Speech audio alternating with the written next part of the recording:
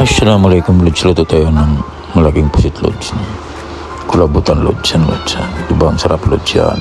Yan Lods. Adobo Lods na may itim Lods. Yan. Dito linisan ko na sa Lods yan. Tapos tinanggal ko yung itim niya sa loob.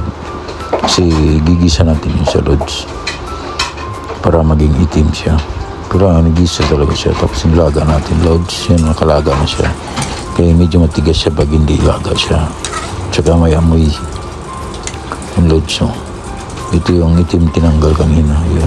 Gigisa natin yan siya mamaya. Yun yung mga ingredient natin Lods. Bawang mga Lods. Yung Lods. Smikas Lods. Pas Lods. Yun.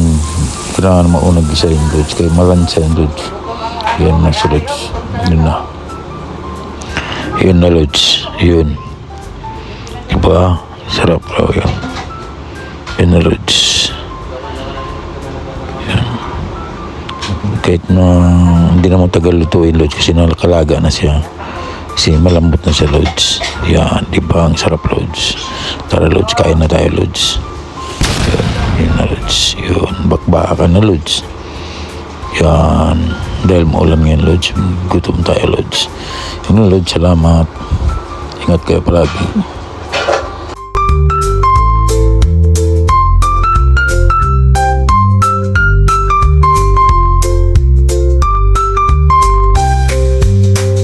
Yun.